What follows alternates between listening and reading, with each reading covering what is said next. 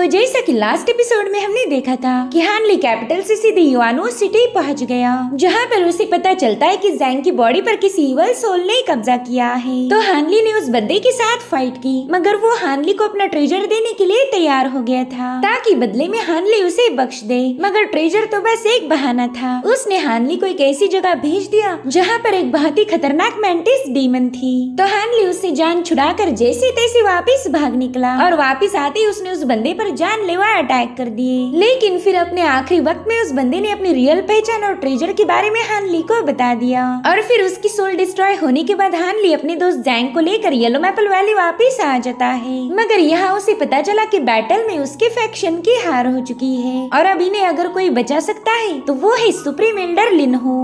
अब आगे तो इस एपिसोड की शुरुआत में हमें येलो मैपल वैली का अपॉर्चुनिटी हॉल दिखाया जाता है, जहाँ पर ये सभी लोग पहुँच गए थे और इन्हें सुप्रीम एल्डर लिनहो की आवाज सुनाई दी। हानली देखता है कि उस जगह पर ढेर सारे ट्रैकिंग लैम्प्स मौजूद हैं। साथ ही साथ वहाँ पर जितने भी कल्टीवेटर्स थे उस सब के सब फाउंडेशन एस्टेब्लिशमेंट की मिडिल स्टेज पर थे, यानी कि येलो मैपल वैली के सभी पावरफुल लोग इसी हॉल में मौजूद हैं। अब हानली ने वहाँ जाते ही अपने मास्टर ली हुआ को भी ग्रीट किया। वो अपनी माइंड पावर का यूज करते हुए उनसे कह रहा था कि मास्टर आप तो महफूज हो। सच बताओ तो मुझे आपकी काफी ज्यादा फिक्र हो रही थी। जिस पर मास्टर लिहुआ भी अपनी माइंड पावर का यूज करके उससे कहने लगे कि बच्चे तुम बिल्कुल टेंशन मत लो, इतने आसानी से तो तुम्हें मुझसे छुटकारा नहीं मिलने वाला। और हाँ, यहाँ पर मैंने बड़ी मशक्कत के बाद तुम्हारे लिए जगह बनाई है ताकि तुम इस जंग में सरवाइव कर पाओ, इसलिए इस मौके को बिल्कुल हाथ से मत जाने देना। अब अपॉर्चुनिटी हॉल का डोर बंद होते ही सुप्रीम एल्डर लिनहो इनसे कहने लगे कि यहाँ पर सब अपने ही लोग हैं, इसलिए मैं भी घुमा फिरा की बात नहीं करूँगा। दरअसल हमारे कई सारे कल्टीवेटर्स मारे जा चुके हैं और अब 6 डेविल डाओ सेक्ट की आर्मी सीधे हमारी येलो मैपल वैली की तरफ आगे बढ़ रही। सिंपल वर्ड्स में बताया जाए तो अगर तुम लोग उनके साथ फाइट करोगे तो तुम में से कोई भी जिंदा नहीं बचने वाला और इस बार तो हमारे पास ना ही कोई उम्मीद है। ये सुनकर तो बेचारे डिसाइपल्स काफी ज्यादा पैनिक हो गए, जो देखकर मास्टर ली हुआ सुप्रीम एल्डर से कहने लगे कि मास्टर पता नहीं आप बार बार इन बच्चों को क्यों डरा रही हो, रुकिए मैं ही इन्हें हैंडल करता हूँ। जिसके बाद मास्टर ली हुआ इन डिसाइपल से कहने लगे कि तुम सभी लोग हमारे येलो मैपल वैली का भविष्य हो। थोड़ी देर पहले सुप्रीम एल्डर ने कुछ लोगों को वॉइस मैसेज से यहाँ बुलाया ताकि हम सभी गद्दारों को साइड में हटा पाए। अब यहाँ पर हम अपनी आगे की प्लानिंग कर सकते हैं। तो एक बंदा तुरंत ही ली हुआ से पूछने लगा कि सीनियर प्लीज आप ही बताए हमने अब क्या करना चाहिए। तो रेडविस पैट्रियर्क बताने लगी कि हमारे सुप्रीम एल्डर ने 9 किंगडम अलायंस से ऑलरेडी कांटेक्ट किया है और वो लोग हमें कुछ समय तक शेल्टर देने के लिए भी राजी हो गए। अब जल्दी मास्टर ली हुआ और मैं आप लोगों को अलग अलग ग्रुप्स में सेफ जगह लेके जाएंगे। मगर हानली को पता था कि इस दुनिया में कोई भी चीज कभी फ्री में नहीं मिलती। 9 किंगडम अलायंस ही चैरिटी तो नहीं करने वाली, उन्हें भी जरूर से कुछ रिटर्न में चाहिए होगा। और उसी वक्त सुप्रीम एल्डर इन सभी के हाथों पर एक डिवाइस लगा देते हैं। वो कहने लगे कि मैंने तुम पर ट्रैकिंग डिवाइस सेटअप किया, साथ ही इसमें मैंने वॉइस ट्रांसमिशन को भी ऐड कर दिया है, जिसके चलते तुम लोग लगभग 100 मीलों तक इस डिवाइस का यूज करके एक दूसरे से बात कर सकते हो। साथ ही यहाँ पर काफी सारे ट्रैकिंग लैंप्स हैं। जब तक ये लैंप्स जल रहे हैं तब तक मुझे तुम्हारे लोकेशन के बारे में पता रहेगा। तो अब तुम सभी लोग हमारी वैली छोड़कर भागने वाले हो, मगर ये इतना आसान तो बिल्कुल नहीं होगा, इसलिए तुम सभी को काफी ज्यादा केयरफुल रहना पड़ेगा। जिस पर एक बंदा कहता है सुप्रीम एल्डर अगर हम पर दुश्मनों ने अटैक किया तो हम उनके साथ अपनी जान की बाजी लगाकर मुकाबला करेंगे, किसी भी कीमत पर हमारी येलो मैपल वैली का नाम बदनाम नहीं होगा। जिस पर सुप्रीम एल्डर कहते हो देखो तो कौन बात कर रहा, अबे बेवकूफ तू अपनी जान बचाकर भाग रहा है। इनफैक्ट तुम्हारी येलो मैपल वैली भी डिस्ट्रॉय होने वाली है, तो भला उसकी परवाह क्यों करने की। जो सुनकर सभी डिसाइपल्स हंसने लगे। अब सुप्रीम एल्डर इन सभी को अपनी पैकिंग करने भेज देते हैं। हानली को तो इस पूरे मामले में काफी ज्यादा गड़बड़ महसूस हो रही थी, मगर मास्टर ली हुआ की वजह से वो थोड़ा रिलैक्स हो गया। अब सभी डिसाइपल्स के वहाँ से जाने के बाद रेड विस्क और मास्टर ली हुआ भी प्रिपरेशन करने चले गए। वहीं दूसरी तरफ 6 डेविल डाओ सेक्ट की आर्मी येलो मैपल वैली की टेरिटरी में पहुंच गई थी, मगर वांगचान के चेहरे पर अभी भी कोई खुशी नजर नहीं आती। तो जोंगो से चीरअप करने के लिए बताने लगा कि 7 ग्रेट सेक्ट की तो वाट लग गई है। मास्कमून सेक्ट ने खुद को सिक्योर करते हुए वो सबसे अलग हो गए। वहीं पर क्लियर वर्ड सेक्ट तो पूरी तरह से डिस्ट्रॉय हो गया। साथ ही येलो मैपल वैली भी हमारे सामने हार गई और स्पिरिचुअल बेस माउंटेन सेक्ट आपके साथ मिल चुका है। अब बाकी बचे 3 सेक्ट वो तो ज्यादा दिनों तक हमारे सामने टिक नहीं पाएंगे। बस अब कुछ ही दिनों के बाद आप जू कंट्री को हमेशा के लिए यूनाइट करोगे। इतना सब कुछ बताने के बाद भी वांगचान वांगचन के चेहरे पर जरा भी स्माइल नहीं आती। तो जोंगू कहते शायद आप उस ली फेयू की वजह से परेशान हो। तभी वांगचन गुस्से में कहने लगा कि उस कमबख्त बंदे का नाम ली फेयू नहीं बल्कि हान ली है। साथ ही साथ उसने येलो मैपल वैली के डिसाइपल्स का सीक्रेट स्क्रॉल भी जोंगू को दिखा दिया जिसमें हान ली का फोटो था। वांगचन कहता है कि मैं खुद ही इस बंदे को दबोचना चाहता हूँ, मगर वो बुढ़ा डीमन युनलो इतना बेसब्रा है कि क्या ही बताऊं। उसने होंगफेन और कुलाओ को ऑलरेडी उनके पीछे भेज दिया है। मैं जानता हूँ कि दोनों उस हानली के बच्चे को आसानी से मार देंगे, लेकिन मैं अपसेट इसलिए हूँ क्योंकि मुझे उस कुत्ते को अपने हाथों से मारने का मौका नहीं मिलेगा। चलो अब मुझे काफी ज्यादा ठंड लग रही है, तो क्यों ना येलो मैपल वैली को आग लगाकर यहाँ थोड़ी सी गर्मी पैदा की जाए। वहीं दूसरी तरफ हानली ने अपनी केव को सील करके वो येलो मैपल वैली को देखने लगा। उसे नहीं पता था कि अब वो दोबारा से यहाँ कब वापिस आ पाएगा।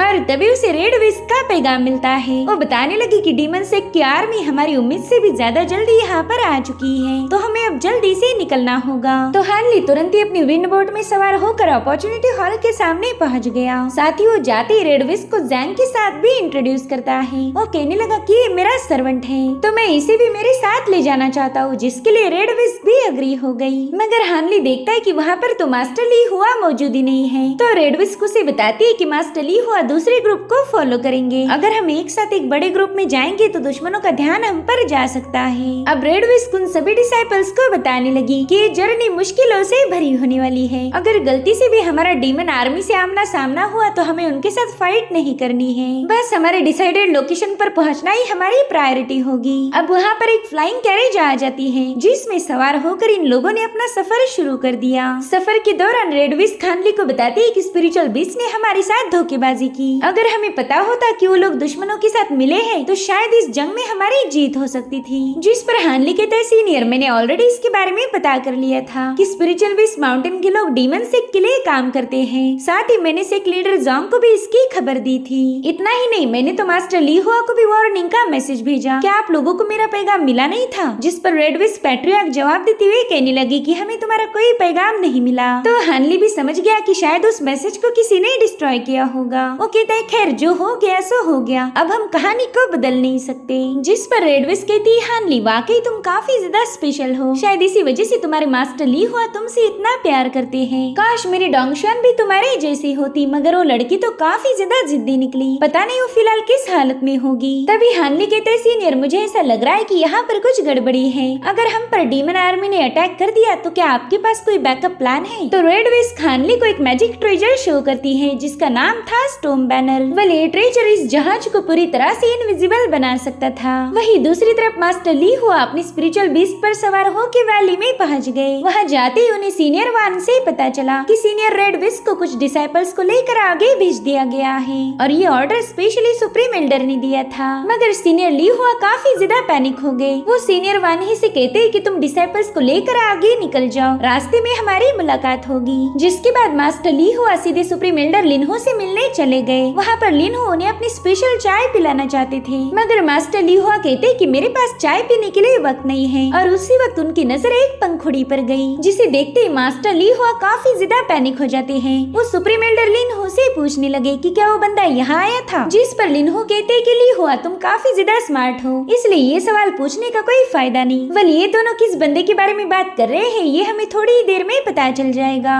अब मास्टर ली हुआ गुस्से में वहाँ से जा ही रहे थे कि तब एल्डर लिनहो उनसे कहने लगे कि जब तुमने इसे ज्वाइन किया था उसी वक्त मैंने तुम्हें एक सबक सिखाया था कि कल्टीवेशन की पाथ पर हमें अपने डिजायर्स को सैक्रिफाइस करना पड़ता है। साथ ही हमें ये भी समझना चाहिए कि कब हमने आगे बढ़ना है और कब पीछे हटना है। तो मास्टर ली हुआ कहते हाँ मुझे ये सारी बातें याद है और आपने मुझे ये भी सिखाया था कि अगर आप अपने दिल की भी ना कर पाओ तो फिर इमॉर्टलिटी हासिल करने का कोई फायदा नहीं। जिस पर लिनहो कहते अब तो तुम इमोशनल हो रहे हो, तुम्हें ये सारी बातें अपने दिल पर हावी करने की जरूरत नहीं है, तुम इस मैटर में दखल ना ही दो तो बेहतर होगा। जिस पर मास्टर ली हुआ कहने लगे कि आपने हमारे सिख को बचाने के लिए दुश्मनों से डील की है और कल्टीवेशन की दुनिया में हमें कभी कभार ऐसे डिसीजंस लेने पड़ते हैं, शायद इसी वजह से आप एक सुप्रीम एल्डर बन पाए। मगर मैं आपकी जितनी ऊंचाइयों को छूना नहीं चाहता। मेरे लिए तो सबसे ज्यादा इम्पोर्टेंट है मेरा ईमान, जिसे मैं किसी भी कीमत पर बेचूंगा नहीं। उनकी बातें सुनकर सुप्रीम एल्डर कहने लगे कि ली हुआ मैं जानता हूँ तुम मुझे तानी मार रहे हो। तो ली हुआ ने उन्हें क्लियरली बता दिया कि उनका ऐसा कोई इरादा नहीं है। वो कहते हैं कि बस मेरे एक सवाल का जवाब दीजिए, क्या रेड विस्क पैट्रियार्क और मेरे डिसाइपल हानली को पता है कि आज उनके साथ क्या होगा। अब इस पर क्या जवाब दिया जाए ये सुप्रीम एल्डर को समझ नहीं आ रहा था।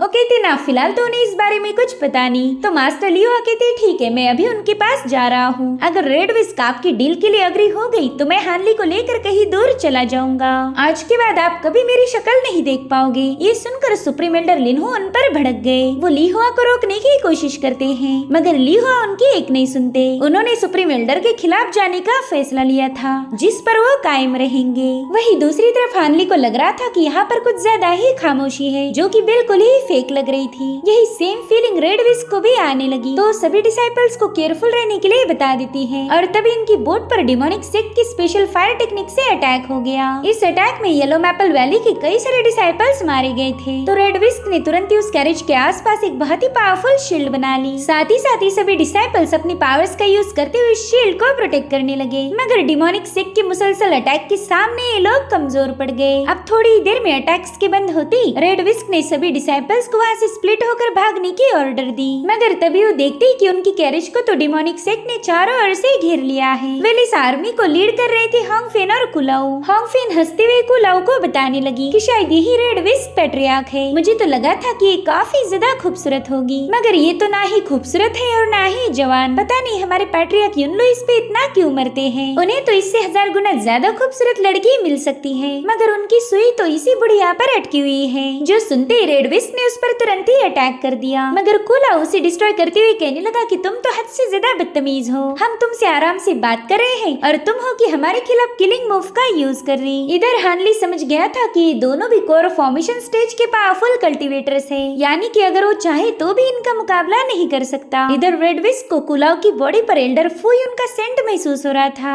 इसलिए वो कुलाऊ से पूछती कि बताओ तुमने एल्डर फुयुन के साथ क्या किया। तो कुलाऊ ने एल्डर फुयुन का स्पिरिचुअल ब्रश देकर बताने लगा कि वो बंदा मेरे हाथों मारा गया है लेकिन आउट ऑफ रिस्पेक्ट मैं उसका ये ट्रेजर अपने पास नहीं रखना चाहता। तो रेड विस्क तुरंत ही उस ब्रश को रिस्पेक्ट देकर अपने स्टोरेज बैग में रख देती है। अब वो कह रही थी कि तुम लोग बेवजह हमारा रास्ता रोक रहे हो, मुझे इन डिसाइपल्स को यहाँ से दूर ले जाना है तो जल्दी से हमारे रास्ते से हट जाओ। जो सुनते ही होंगफेन जोर से हंसते हुए कुलाऊ से कहती कि मेरी जानी इस औरत को तो पता ही नहीं हम यहाँ पर आए क्यों हैं। जिसके बाद वो पैट्रियार्क को बताती कि तुम्हारे ये कल्टीवेटर्स तो बस तमाशा देखेंगे, हमारा रियल टारगेट तो तुम हो। साथ ही साथ कुलाऊ भी रेड विस्क से कहने लगा कि हमारे पैट्रियार्क युनलो ने तुम्हें इनवाइट किया है तो प्लीज हमारे साथ चलो। और रही बात इन डिसाइपल्स की तो देखो ऑलरेडी यहाँ पर जंग हो रही है तो हम इन डिसाइपल्स को जिंदा नहीं रख सकते। जो सुनते रेड विस्क इनके साथ फाइट करने के लिए तैयार हो गई। उन्होंने अपने डिवाइस के जरिए सभी डिसाइपल्स को इन्फॉर्म किया था कि मौका मिलते ही यहाँ से भाग निकलो, हम थोड़ी देर में हमारे डिसाइडेड लोकेशन पर मिल जाएंगे। अब होंगफेन ने तुरंत ही रेड विस्क पर अटैक कर दिया जिसे वो एक शील्ड की मदद से डिस्ट्रॉय कर देती है। तब तक ये सभी डिसाइपल्स वहाँ से भाग निकले जिनमें हानली भी शामिल था। मीनवाइल डिमोनिक कल्टीवेटर्स अपनी फायर टेक्निक का यूज करके इन पर अटैक करने लगे। वही दूसरी तरफ कुलाऊ पैट्रियार्क के साथ भिड़ जाता है तो पैट्रियार्क ने उससे बचने के लिए कई सारे फॉर्मेशंस बना लिए लेकिन कुलाऊ ने उन्हें ब्रेक कर दिया था। वही दूसरी तरफ होंगफेन अपनी इवल स्मोक का यूज करते हुए कई सारे स्कल बनाकर डिसाइपल्स को निगलने लगी। इधर रेड विस्क अपने 5 थंडर विप को समन कर चुकी थी। उन्होंने इसके एक ही ब्लो में कुलाऊ को पटक दिया मगर कुलाऊ दोबारा से वापिस आ जाता है। हालांकि रेड विस्क उसे जकड़कर एक बार फिर से उस पर थंडर से अटैक करने लगी जिसे कुलाऊ काफी ज्यादा भड़क जाता है। अब उसने भी अपनी इवल एनर्जी से पैट्रियार्क का सामना करना शुरू कर दिया। मीनवाइल पैट्रियार्क अपने स्लैश अटैक का यूज करती है मगर थोड़ी देर में कुलाऊ उन पर भारी पड़ जाता है। तभी होंगफेन वहाँ आकर रेड विस्क से कहने लगी कि अरे रे तुम तो कोर फॉर्मेशन पर हो के भी कमजोर हो, चलो अब जल्दी से हमें हरा दो वरना तो मैं तुम्हारे सारे डिसाइपल्स को खा लूंगी। वही दूसरी तरफ हानली डेमोनिक कल्टीवेटर्स पर अटैक करते हुए भाग रहा था मगर उनकी तादाद काफी ज्यादा थी। इधर रेड विस्क ने अपने थंडर विप से कुलाऊ को जकड़कर थंडर फिलाई से उस पर जोरदार हमला कर दिया जिससे वो बंदा घायल होकर नीचे गिरने लगता है। जो देख होंगफेन ने अपनी तलवारें समन करते हुए रेड विस्क पर अटैक कर दिया मगर पैट्रियार्क उसे डॉज करते हुए होंगफेन पर ही पीछे से अटैक कर देती है। पैट्रियार्क को लग रहा था कि अब ये जंग खत्म हो गई मगर उसी वक्त उन्हें कुलाऊ की आवाज आती है। वो कह रहा था कि तुम तो वाकई एक जीनियस हो, अब तो मुझे मेरा आखिरी पैतरा अपनाना होगा। जिसके बाद पैट्रियार्क के सामने एक बहुत ही विशाल स्कारलेट स्पिरिचुअल पपेट आ जाता है। वहीं पर होंगफेन अपने आशिक को बता रही थी कि बस इसका थोबड़ा उतना अच्छा रखना, बाकी मैं चाहती हूँ कि तुम इसके हाथ पाँव तोड़ दो।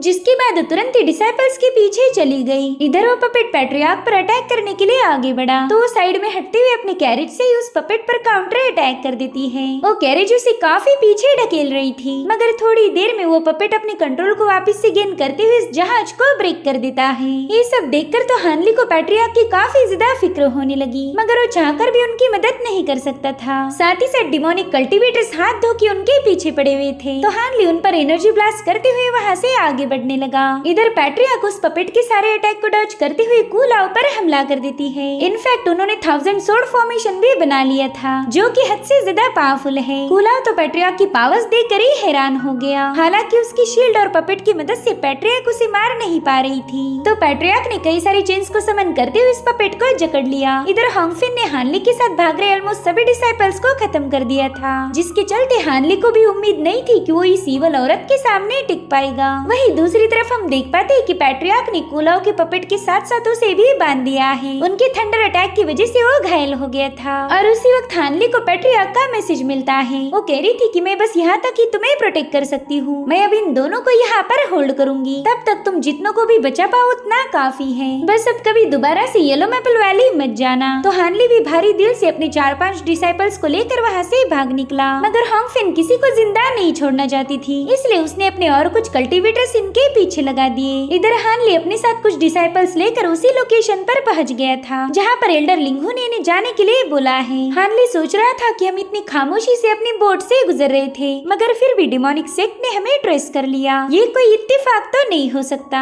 और तब एक बंदा आकर हानली को थैंक्स बोलने लगा, क्योंकि हानली की वजह से ये गिने चुने लोग जिंदा बचे थे। मगर तभी इन पर अचानक से अटैक होना शुरू हो गए, जिसमें वो बंदा वहीं पर खत्म हो चुका था। साथ ही साथ इन सभी लोगों को डिमोनिक कल्टीवेटर्स ने चारों ओर से घेर लिया। यहाँ पर हानली का शक अब काफी ज्यादा पुख्ता हो गया था कि जरूर से किसी ने इनके साथ धोखेबाजी की है, इसलिए वो अपने साथियों से कहता है कि अगर जिंदा बचना चाहते हो तो अपनी पूरी ताकत लगाकर इनका मुकाबला करो। तो ये लोग उन डिमोनिक कल्टीवेटर्स के अटैक को काउंटर करते हुए उन्हें खत्म करना शुरू कर देते हैं। मगर वो डिमोनिक कल्टीवेटर्स भी कुछ कम नहीं थे, उन्होंने वहाँ पर 1000 फॉर्मेशन बनाकर इन्हें करारा जवाब दिया। तो हानली उसे रोकने के लिए अपनी पावर्स का यूज करने लगा, मगर उसे पता था कि उन्हें चारों ओर से घेर लिया गया है, इसलिए यहाँ पर एनर्जी जाया करने का कोई फायदा नहीं था। तो जल्दी से अपने साथियों को लेकर वहाँ से भागने लगा, मगर वो सभी डिसाइपल उस सोर्ड अटैक में मारे गए। इधर हानली और जैंगुन अटैक से बचने की कोशिश कर रहे थे, मीनवाइल उनकी बोट भी डैमेज हो जाती है, जिसके चलते वो दोनों नीचे पटक गए। अब हानली एक शील्ड बनाकर खुद को बचाने लगा, मगर थोड़ी देर में वो भी कमजोर पड़ गया था। वहीं पर डिमोनिक कल्टीवेटर्स ने अपनी पावर्स को कंबाइन करके उस पर अटैक करने की कोशिश की। वो फायरबॉल अब बड़ी तेजी से हानली की तरफ आगे बढ़ रहा था, मगर उसी वक्त हानली के मास्टर ली हुआ कि वहाँ पर एंट्री हो गई। उन्होंने बस एक ही सेकंड में उन लोगों के अटैक को डिस्ट्रॉय करते हुए उन्हें भी निपटा दिया, जिसके बाद वो हानली को अपने पास बुला लेते हैं। हानली भी अपने मास्टर ली हुआ को सामने देखकर काफी ज्यादा खुश हो जाता है। अब मास्टर ली हुआ उससे रेड विस्प, पैट्रियार्क और बाकी के डिसाइपल्स के बारे में पूछने लगे, तो हानली उन्हें बता देता है कि हम पर डिमोनिक कल्टीवेटर्स का अटैक हुआ था, वो लोग काफी ज्यादा पावरफुल थे, इसलिए पैट्रियार्क ने अकेले ही उनका मुकाबला करना शुरू कर दिया। साथ ही साथ उन्होंने हमें वहाँ से भागने का हुक्म दिया था। मास्टर ली हुआ तो ये सब सुनकर काफी ज्यादा परेशान हो गए। वो हानली के हवाले स्पिरिचुअल स्टोन और ट्रेजर की बैग कर उसे बताने लगे कि ये तुम्हें अपने सीनियर सॉन्गमिंग और जोंग को देना है, और हाँ, इसमें से कुछ हिस्सा तुम्हारा भी है। साथ ही साथ उन्होंने एक जेड स्क्रॉल भी सिर्फ हानली को गिफ्ट किया था, जिसमें मास्टर ली हुआ की लाइफ के अभी तक के सारे एक्सपीरियंस लिखे हुए थे। साथ ही इसमें ढेर सारे स्पिरिचुअल हर्ब्स और बीस्ट की भी इन्फॉर्मेशन थी, जो कि हानली को आगे चलकर काफी ज्यादा काम आएगी। वो कहते हानली, जब तुम अपनी कोर को फॉर्म करोगे तब ये बुक जरूर पढ़ना, ये तुम्हारे काफी काम आएगा।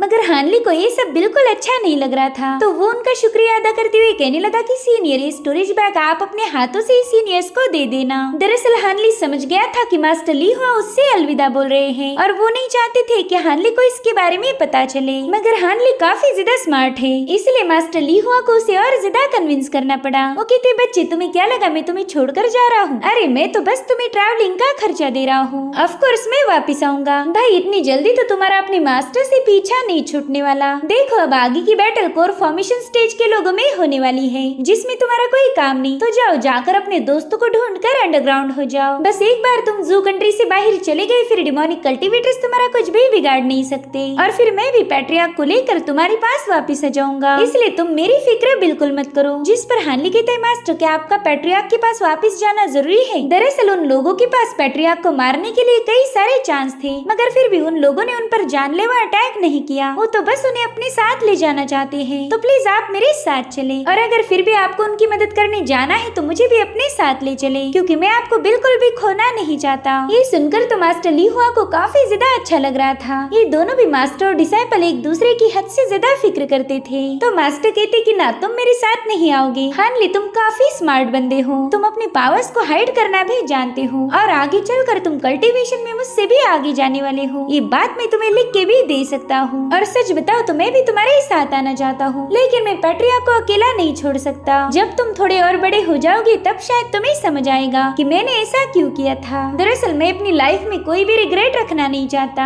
अगर आज मैं पैट्रिया को बचाने नहीं गया तो इस बात का मुझे जिंदगी भर मलाल रहेगा। तो हानली समझ गया कि वो चाहकर भी मास्टर को रोक नहीं सकता, इसलिए वो इमोशनल होकर उन्हें ग्रीट करता है। साथ ही साथ मास्टर ली हुआ ने हानली के हाथ पर लगा हुआ ट्रैकिंग डिवाइस भी हटा दिया ताकि अब कोई भी उसे ट्रेस न कर पाए। वो हानली से कहती जाओ और मन लगाकर कल्टीवेट करना। मैं तो अपने सपने पूरे नहीं कर पाया मगर तुम ये मेरे लिए जरूर करोगे। जिसके बाद वो हानली से अलविदा कहकर वहाँ से रवाना हो गए। इधर पैट्रियार्क ने अपनी थंडर चेन्स में उस पपेट को जकड़ा हुआ था तो हॉन्ग फिन अपनी पावर्स का यूज करते हुए तुरंत ही उसे ब्रेक करने लगी, जिसके चलते पैट्रियार्क की पकड़ छूट जाती है। साथ ही साथ उस पपेट ने भी खुद को पूरी तरह से आजाद कर दिया था। अब वो पपेट, हॉन्ग फिन और कुलाओ ये तीनों मिलकर पैट्रियार्क पर अटैक कर देते हैं। इन तीनों के अटैक्स को एक साथ ही डॉज करना उनके लिए काफी ज्यादा मुश्किल था। मगर उसी वक्त वहाँ पर एंट्री हुई मास्टर ली हुआ की। उन्होंने आते ही अपने पाइथन की मदद से उस पपेट के हाथ को दबोच कर उसे पीछे ढकेल दिया। साथ ही साथ वो पाइथन पैट्रियार्क के आसपास गोल गोल घूमते हुए हॉन्ग फिन के सारे अटैक को डिस्ट्रॉय कर देता है। मास्टर ली हुआ की कूल अंदाज में एंट्री देखकर तो कुलाओ को टेंशन आ गया।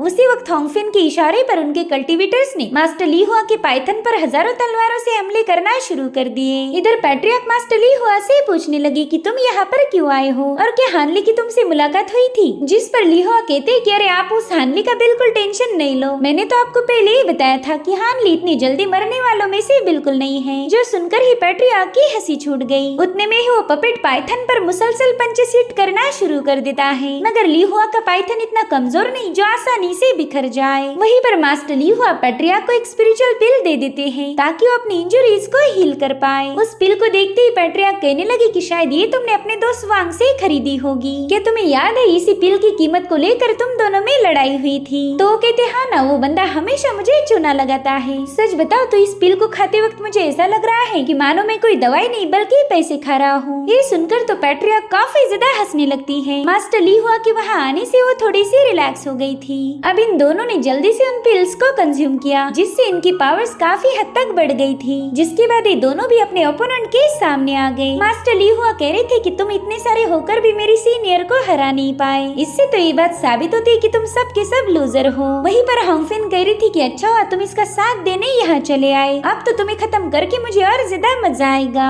जिसके बाद हॉन्ग फिन ने उन पर अपनी स्कल से अटैक कर दिया मगर ली हुआ उस पर अपनी थंडर की बारिश करते हुए उसे घायल कर देती है। जिसके बाद पैट्रियार्क हॉन्ग फिन का मुकाबला करने चली गई। वहीं पर मास्टर ली हुआ अपनी पाइथन की मदद से कुलाओ के पपेट को जकड़कर उसे बुरी तरह से ब्रेक करने लगे। वहीं पर डिमोनिक कल्टीवेटर उस पाइथन को हटाने के लिए उस पर कई सारे हमले किए जा रहे थे मगर वो पाइथन उस पपेट को छोड़ने के लिए तैयार नहीं था। इधर पैट्रियार्क ने हॉन्ग फिन पर एक जोरदार अटैक कर दिया था जो देखकर तो बंदी तुरंत ही वहाँ से भागना शुरू कर देती है। वहीं पर मास्टर ली हुआ ने 1000 सोर्ड फॉर्मेशन बनाकर कुलाओ पर सोर्ड की बारिश कर दी जिसे वो बंदा शील्ड बनाते हुए डॉज करने लगता है। मीनवाइल मास्टर ली हुआ ने वहाँ मौजूद डिमोनिक कल्टीवेटर्स को ब्लास्ट करते हुए सीधे कुलाओ पर हमला करना शुरू कर दिया। उनकी फ्लाइंग सोर्ड कुलाओ पर पूरी तरह से भारी पड़ गई थी। यहाँ पर हम for the first time master Lee हुआ की बेहतरीन पावर्स को विटनेस कर पाते हैं। वहीं दूसरी तरफ हॉन्ग फिन भागते हुए पैट्रियार्क को अपने पीछे ले जाने लगी मगर उन्होंने समय रहते उसे विप से पकड़कर सीधे चट्टानों पर पटक दिया।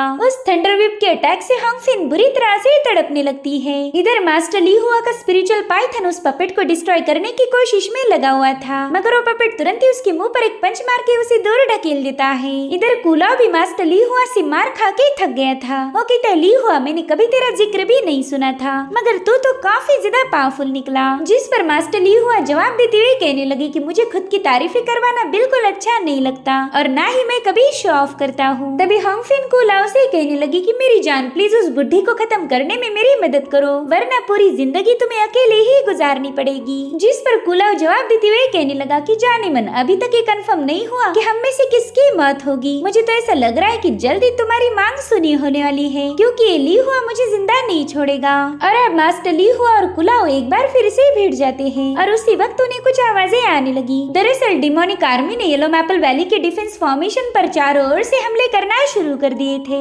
इन मुसलसल हमलों के चलते येलो मैपल वैली का फॉर्मेशन डिस्ट्रॉय हो गया था और ये सब देखने के बाद तो ली हुआ को काफी ज्यादा हर्ट होता है, क्योंकि इसी सेक में उन्होंने अपनी पूरी जिंदगी बिता दी थी। अब हमें कुछ और कैरेजेस दिखाई गई जो कि येलो मैपल वैली के बॉर्डर के पास से गुजर रही थी। इसमें से एक कैरेज पर तो खुद सुप्रीम एल्डर लिंगहू सवार थे। उन्होंने येलो मैपल वैली पर अटैक होने से पहले उसे छोड़ दिया था और तभी उनकी नजर पड़ी एक कल्टीवेटर पर जिसके आसपास बहुत ही स्ट्रॉन्ग ऑरा रिलीज हो रही थी। तो लिंगहू जल्दी से वहीं पर छुप गए। वेल इस एल्डर का नाम है जियांग जिली। वो बस चुपचाप से इन कैरेजेस को ऑब्जर्व कर रहे थे। इधर एल्डर लिंगहू कहते कि बाप रे, इस बंदे की ऑरा तो बड़ी ही खौफनाक है, साथ ही इसने तो मेरे ही सेक का यूनिफॉर्म पहना है, मगर मैं तो इस बंदे को जानता भी नहीं। लगता है कि इसने कई सालों तक कल्टीवेट करके खुद को इस काबिल बनाया है। आगे चलकर ये बंदा मुझे येलो मैपल वैली के डिस्ट्रक्शन के लिए जरूर से पनिश करेगा। मैं तो बस चाहता हूँ कि रेड विस्कर करो शातिर बच्चा, क्या नाम था उसका, अरे हाँ हानली, तुम लोग बस अपनी जान बचाकर भाग निकलो। देखो तुम्हारे साथ जो कुछ भी हुआ इसमें मेरी कोई गलती नहीं थी, ये तो बस वक्त ही खराब चल रहा था।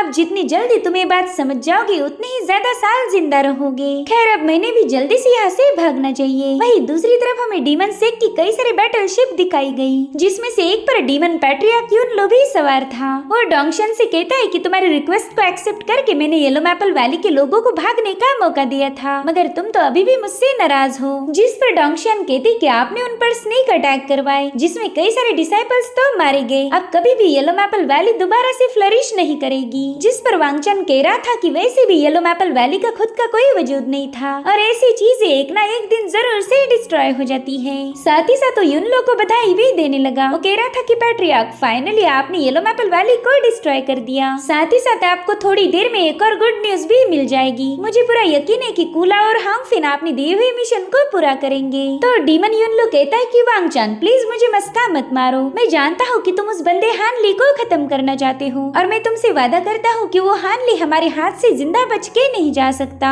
जिसके बाद ये लोग सीधे कुला और हांगफिन की तरफ निकल पड़े। इधर मास्टर ली हुआ ने अपने और पैट्रियार्क के आसपास एक शील्ड बना ली थी। वो कहते सीनियर आप काफी ज्यादा एग्जॉस्ट हो चुकी हो, इसलिए बस थोड़ा सा आराम कीजिए और फिर हम दोनों एक साथ मिलकर इन पर अटैक करेंगे। इधर कुलाओ ने अभी तक हार नहीं मानी थी। वो अपनी कल्टीवेटर्स की मदद से इन लोगों पर हमले करने लगा, लेकिन इनका पाइथन उन सारे अटैक को डिस्ट्रॉय कर देता है। साथ ही साथ मास्टर ली हुआ ने पैट्रियार्क को बता दिया कि यूनलो और सुप्रीम एल्डर मिले हुए थे। उन्होंने हम पर ये ट्रैकिंग डिवाइस हमें बचाने के लिए नहीं लगाए थे, बल्कि ये तो हमें दुश्मनों के हवाले करने लगवाए थे। मैंने तो हानली का डिवाइस डिस्ट्रॉय कर दिया है, तो वो लोग अब हानली तक कभी भी पहुंच नहीं सकते। पैट्रियार्क को तो ये सब सुनकर काफी ज्यादा बुरा लग रहा था, क्योंकि सुप्रीम एल्डर ने उन्हें धोखा दिया। मगर वो कहती कि शायद एल्डर ने मेरे बदले हमारे कई सारे डिसाइपल्स को बचाने की कोशिश की होगी। अब उन्हें मायूस होता हुआ देखकर मास्टर ली हुआ उन्हें चीयर अप करते हुए पुराने दिनों को याद करते हैं। वो कह रही थी सीनियर क्या आपको याद है एक बार हमने क्लियर वर्ड सेक्ट में घुसकर स्पिरिचुअल हर्ब्स चुराए थे, तब उन लोगों ने हमें ऐसे ही घेर कर हम पर कई सारे अटैक किए थे। ये सुनकर पैट्रियार्क को हंसी आने लगी। वो कहती हाँ उस वक्त हमारे साथ तो हमारा पुराना दोस्त वांग भी था। हमने क्लियर वर्ड सेक्ट के हर्ब्स के साथ साथ उनका रिफाइनिंग पॉट भी चुरा लिया था। बेचारे एल्डर फुइन को तो उस पॉट से इतना ज्यादा प्यार था कि उसकी चोरी होते ही उन्होंने रोना शुरू कर दिया।